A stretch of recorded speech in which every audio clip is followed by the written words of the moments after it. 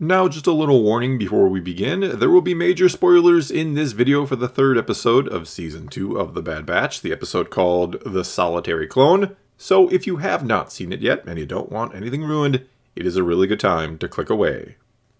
Alright, so in my review of the first two episodes of the season, I said that, kinda unfortunately, what tends to be the best parts of this series is everything but the actual Bad Batch. Or that the best episodes tend to be the ones that deal more so with other things besides our main group of heroes and everything they're doing to get by in the galaxy, that the Bad Batch itself is usually the weakest part of the Bad Batch show.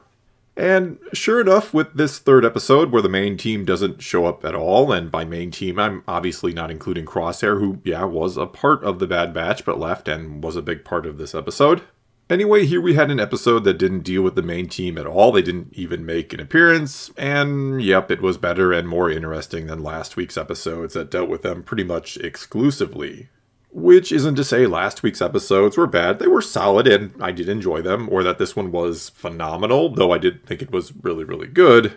Only that initially, or before Season 1 ever even started, I really didn't want to see this show follow the sort of tried and true formula of join up with the rebellion and fight the Empire. I was kind of thinking and hoping it would indeed be more, I guess you could say, bounty hunter style, where they would navigate the criminal underworld and they would do some, or were forced to do some, maybe shady things from time to time. Which is sort of what it has been, only that for the most part it's been missing the truly shady or morally questionable things for them to deal with, which is maybe why they've been, again, the least interesting parts of the show.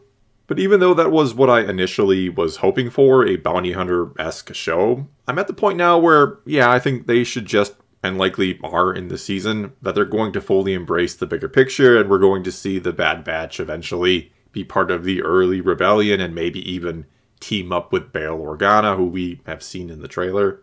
And that should also then make it feel even more so like a sequel to or continuation of the Clone Wars series, which always had the bigger picture very much looming in the background.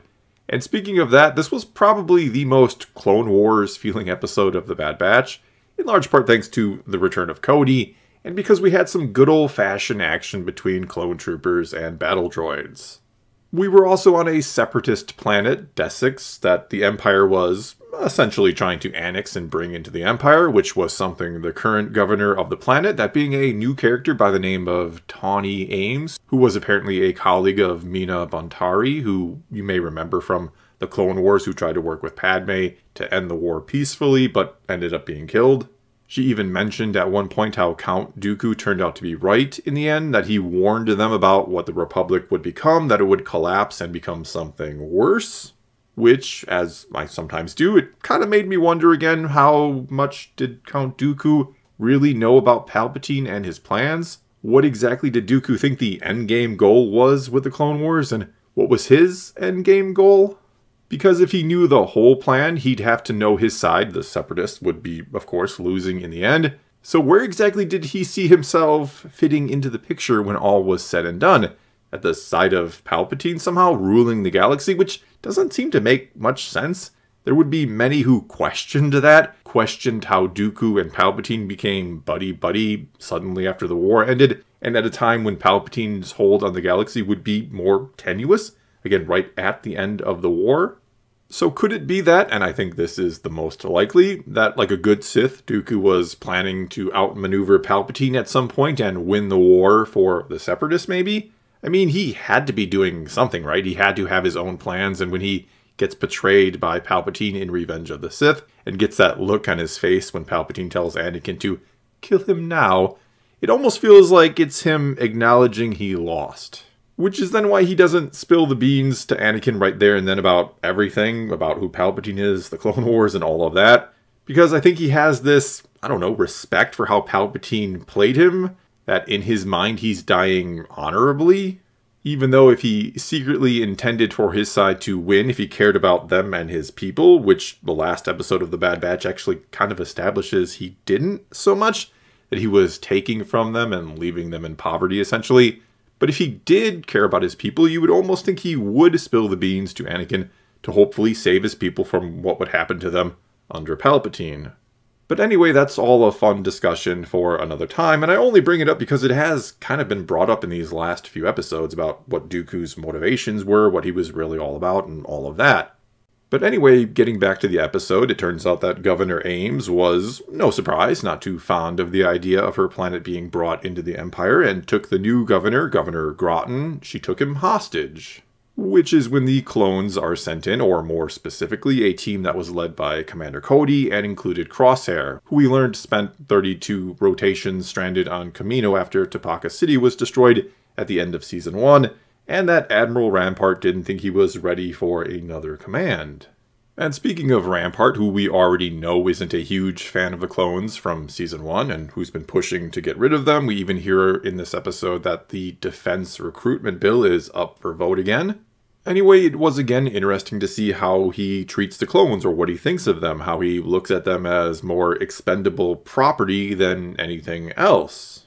I like that he didn't even know who Commander Cody was when Crosshair mentioned him by name, that he seemingly only knew him by number. It's also interesting to note that initially the new stormtroopers were sent to the planet, to Death when the mission seemed to be a little more than putting the new governor in place and hostilities weren't anticipated. But once it became a fight, they sent in the clones either because they knew they'd get the job done, or because they're expendable, or maybe a bit of both. Because once everything was secure in the end, they sent the stormtroopers back in. Moving on now, probably the highlight of this episode was, of course, the return of Commander Cody, which we knew we'd be getting thanks to seeing him in the trailers. But he, or what he has been up to, what's been happening to him since we last saw him in Revenge of the Sith, when he gives the order to fire on Obi-Wan, well, it's all been a pretty big question mark until now. And though we still don't know everything that's going on with him or in his head, and I mean that kind of literally, considering we still don't know exactly how the chips work, or should I say exactly what it does to them after the fact. I mean, what does Cody remember or think about giving the order to fire on his Jedi General? As we know, the chip forced him to follow the order. That's what good soldiers do after all. They follow orders without thought or question, and he even utters those now infamous words in the episode. But does he even remember giving the order, or is that moment kind of blurry or missing entirely from his memory, though I'm sure after the fact he figured out what had happened? And what does he think about it, whether he remembers or not? Is he truly upset by it, or has the chip altered his memory or way of thinking to some degree? He does talk about, at the end, that what makes them different from droids is they get to make choices, and that they then have to live with those choices. He also does absolutely have a reaction to Crosshair referring to the Jedi as traitors, and Crosshair also refers to any clone who leaves as traitors, which again kind of gets a reaction from Cody. This all does touch a nerve with him and implies many things, not the least of which is he likely doesn't think they were traitors, that the Jedi are traitors, or that leaving clones or AWOL clones are traitors. He becomes one himself. And that he probably regrets giving the order to fire. Again, even if he doesn't remember doing it or was compelled to do it against his will, which we know he was. And all of this, all that must be going on in Cody's head, pairs nicely with what happens in the episode, that we learn who Cody really is, or what he really is all about, how he would have reacted to Order 66, the order to kill the Jedi, if it wasn't for the chip. Because he refuses to follow the order to fire on, or basically execute, Governor Ames after she lets the Imperial governor go, which of course happened because Cody talked her down, or convinced her to give peace a chance, that it could prevent more war, even though she knew it really wasn't going to work in the end. And so after all this, you have to imagine that, again, if not for that chip, Cody never fires on Obi-Wan or gives the order to do it. There is simply no way. I've even suggested before that George Lucas realized at some point during the creation of the Clone Wars animated series, where the clones are very much humanized and shown to be more independent than first build, that he had to give an explanation for why Cody and others accepted Order 66 and fired without a second thought or even a moment of hesitation, and that idea was to put chips in their head that made them do it. I mean, Cody's reaction was fine at the time, or in the prequels originally, when we didn't know the extent of the rapport between the clones and their Jedi generals, though it is slightly hinted at in Revenge of the Sith. But after multiple seasons of the Clone Wars, Order 66 in the prequels just doesn't work anymore or feel quite right without further explanation. Just saying that, well, in Episode 2, it's established that they'll follow any order without question. That just doesn't work anymore after seeing them not follow any and all orders without question in the Clone Wars. After, again, they become kind of independent thinkers, though yes, they do still follow most of the orders. Either way, and moving on from that discussion or debate, the confrontation at the end of the episode, to the surprise of no one, I think, ends with Crosshair carrying out the order and firing and executing Governor Ames, and then Cody going AWOL shortly thereafter. And I'm going to guess he'll very soon end up meeting the Bad Batch, or they will be sent by Rex to help him, and that this will pull the Bad Batch further into the conflict with the Empire. Again, kind of shifting the focus of the show as the season goes on, away from the bounty hunter mission of the week to something a lot bigger in scope and scale.